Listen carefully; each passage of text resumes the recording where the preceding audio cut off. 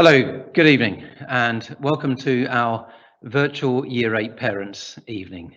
My name is Tim Johnson. I am the now not so newly appointed head teacher of Norton College, but this is my first opportunity to really introduce myself directly to you as parents of Year 8 students.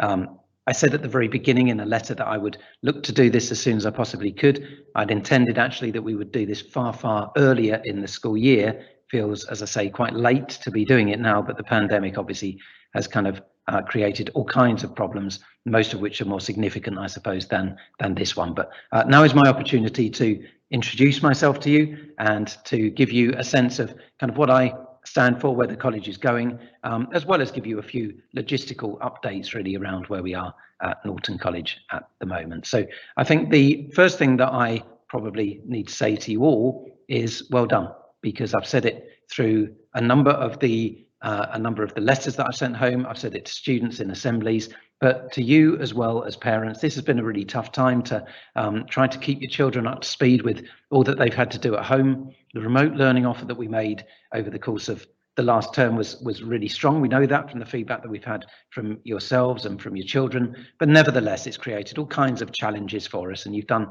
the most fabulous job. And I've been genuinely really impressed and quite humbled by the level of engagement of parents. It's such a key part of success of any school. I know that from experience, and you being engaged in the way that you've been, the response that we've had from so many of you over time has been really heartening to see. So thank you very much for that. Well done to you, well done to your children. And we now move forward, having felt maybe like that lighthouse in that picture there, under constant attack from wave after wave, not only of the pandemic, but all the things associated with it.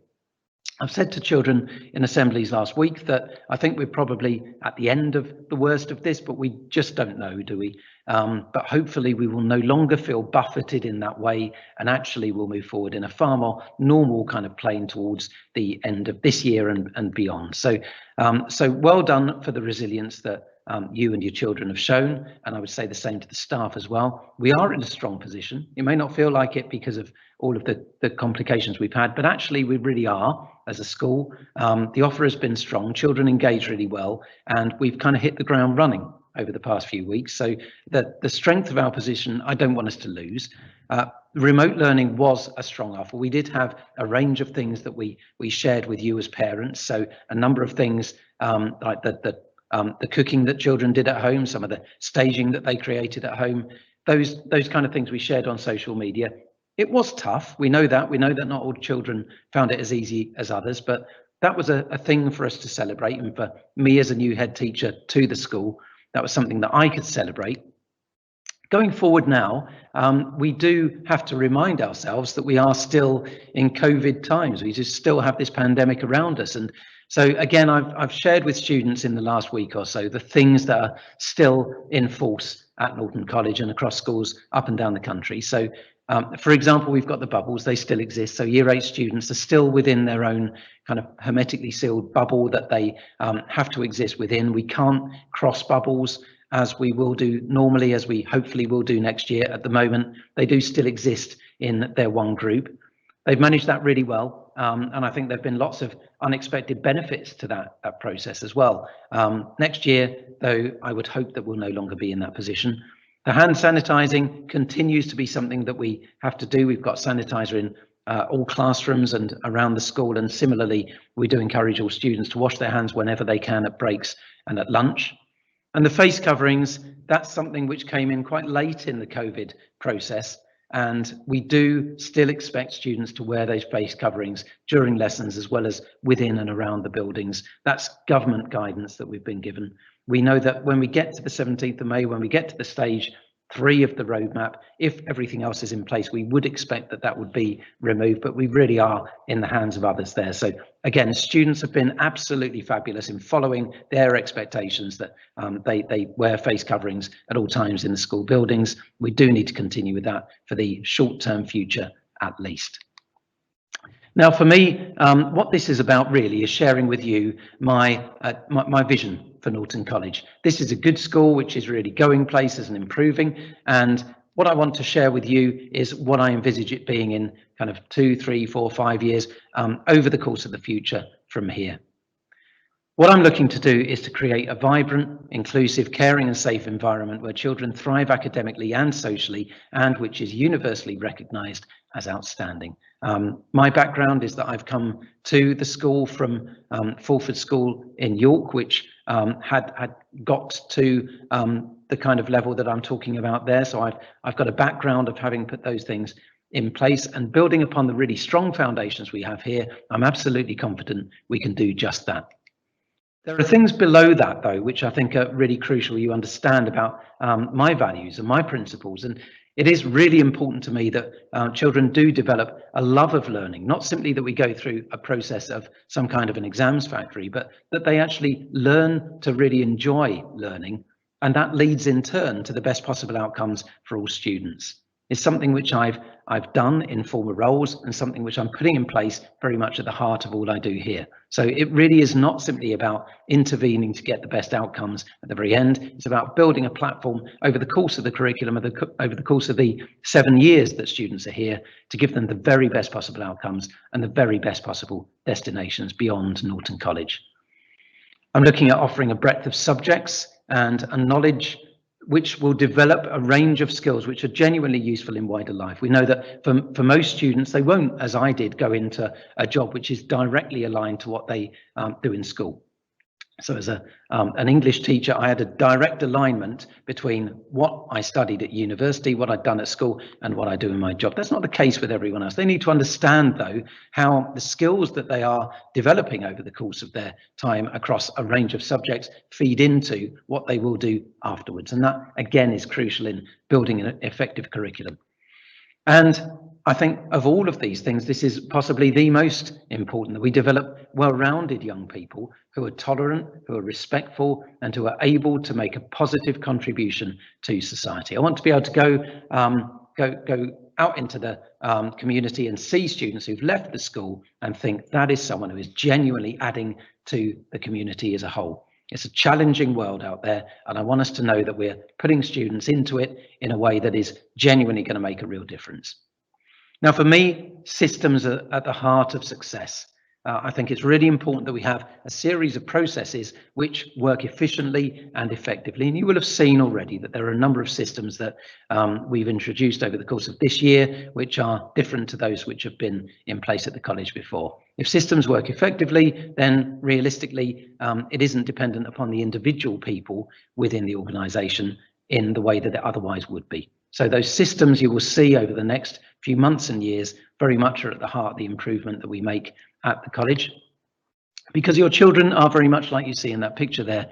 They're quite fragile, quite vulnerable. They're learning all the time, and it is our job to nurture them. It is our job to grow them. It's our job to build them into those citizens that I'm talking about there, who will make that positive impact upon society.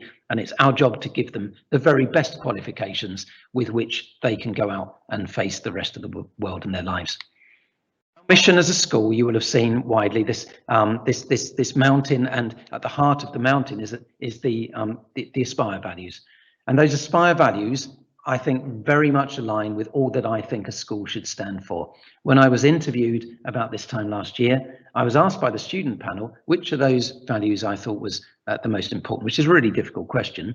And I think they're all really important. And I said, though, I thought it was pride. Because I think if you can be proud of what you've done, if you can be proud of the way in which you've applied yourself, if you can be proud of having done your best, as my nan used to put it, then you can really do no more. It is our job to make sure that your children know what doing their best looks like. So I'm very keen to establish role models, because I think people feed upon best practice, whatever that best practice might be, whether it's across the teaching community of the school, seeing best practice there, or students seeing best practice in manners and behaviour and learning in classrooms.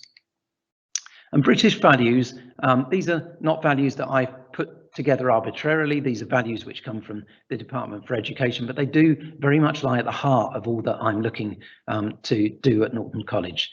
And particularly for me, tolerance, mutual respect, and the rule of law. They lie very much at the heart of all that we're looking to do. There are certain non-negotiables for me. I think it's really important that we do respect diversity, that we do accept that the modern world is really very, very diverse and different. And any kind of bullying, whether it be peer on peer, racist, homophobic, those for me are absolutely things that we will not tolerate in the slightest. We need to come down hard on those things, and we will do. But we do that through promoting very positive values and a clear sense of respect, tolerance, and understanding that the world is a better place for the diversity that exists within it. So these very much lie at the heart of assemblies that we've run and the PSHE program that we run, and really all that we do within the college. Because now is an opportunity for your children. We sometimes think, well, it's only in year 11 that it counts, or year 13 that it counts, and that's absolutely not the case, as you'll know. Now is the time that children can make a real difference, and now is the time that they can grasp their opportunity, because they get only one go at education. So for me, we've got to make Norton College the best that it can possibly be from now, not in 2 or 3 or 4 years, but from now. That journey of improvement upon very strong foundations, it begins. And I use a number of quotations regularly with students, and these are going to begin to appear around the walls of the college over the next few weeks as well. And this is the Sistine Chapel in Rome, and I've been there before. It's the most incredible of paintings, and Michelangelo, who is responsible for that, he said the greatest danger for most of us is not that our aim is too high and we miss it, but that it's too low and we reach it. And at the heart of that is very much the sense of aspiration that I was talking about within those values. Really never settling for mediocrity, being disappointed when we've not quite met our very high targets is where we should be. And I've done a lot of work with students already around establishing that. There are times where I see some quite low aspirations among students, where they'll settle for second best, and absolutely that should not be where we are. So this lies very much at the heart, again, of my values. And the bumblebee is a creature that I quite often use to illustrate that, because the bumblebee is a creature that shouldn't be able to fly by the laws of physics. Its little wings are too small for its big body. So it shouldn't be able to take off, it shouldn't be able to fly, and yet we know all summer they do. And defying those laws of physics, sometimes when we find things really hard, is something that I am encouraging all students to do. A kind of growth mindset which says that if they can't do it yet, rather than I can't do it, full stop. And that principle lies at the heart of our philosophy at Norton College around the curriculum, around learning, around becoming the best that you can be. And I talked through the butterfly effect the other day with students in assembly. And the butterfly effect, as many of you will know, is the idea that one very small event can set off a whole sequence of other events which lead ultimately to a seismic change in the future. And what I said to the children was that very often we go back over our lives and think about the times that we would have done things differently. And I know I do that all the time. I think about the times that things have gone wrong and what I could have done differently to avoid them going wrong. What we forget are all of those times where we did the right thing. And we do those things hundreds and hundreds of times for each one bad choice that we make. And the illustration I used with students was around an episode of The Simpsons. It's a silly example where Homer goes back in time, sneezes on a dinosaur, and it leads to Ned Flanders, his arch enemy, becoming the all-powerful leader of the world, and it rains donuts instead of raining water. And that is a silly example of something, though, which is really profoundly important to me, that actually very small choices, which are the wrong choices, can lead to profound outcomes which are less good than we would want. Similarly, the right choices lead to all of those strong outcomes that we're all aiming for in life. Because we know that success does not go like that image on the left. It doesn't go up in straight lines. Sometimes we work really hard to do something well, and we find that actually it puts us backwards rather than forward. So it goes in those squiggly lines like you could see on the right-hand side. But ultimately, by trying our very best, as my nan used to put it, we end up going forwards in the end. And that's what this is all about, because success, again, this is a quotation which I'll often use with students. Success is the sum of small efforts repeated day in and day out. I use lots of examples of people that we think have got this kind of God-given talent, who have been gifted with the ability to be a genius, or gifted with the ability to take free kicks in a game of football, gifted with the ability to invent a vaccine for COVID. Well, none of those people, as we know, was gifted with it in the way that we might think. It's the sequence and sum of all of those small efforts, day in, day out. And by working really hard, that's ultimately how we achieve success.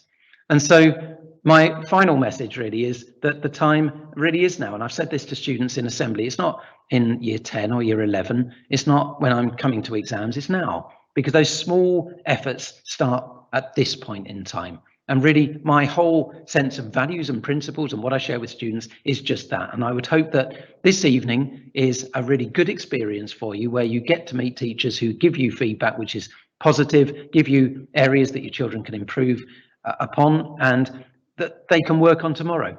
Not in year 10 or year 11, but they can work on tomorrow and start making a difference at this point in time. And I will leave you with this quotation, which again, for me, really sums up why I'm in education, why I've done 28 years in this job, why I think that education is absolutely at the heart of success, not just for individuals, but for society as a whole, because education is the most powerful weapon which you can use to change the world. And the idea that the pen is mightier than the sword really lies very much at the heart of what Nelson Mandela there had said. So that is an introduction to me, to my values, to my beliefs, to the way in which I am working as the head teacher of your children's school. I've really appreciated all the messages of support over the past few weeks and months, and thank you for those. I also really appreciate any feedback that we get in general, in the wider sense. So I hope that today goes really well for you. The operational detail of these remote parents' evenings is something we were quite scared of in the first instance, because it's a new world to us, but actually it's brought with it some really unexpected benefits, and it may even be something that we continue with to some extent post-pandemic. So I hope the technology holds out for you. It would be really nice to see you and look you directly in the eye. I'm afraid I can't do that because of the COVID times, but I hope that I'm able to do so soon. Lovely to be able to introduce myself to you more formally like this. Have a really good evening, and I do look forward to seeing you in the very near future. Goodbye for now.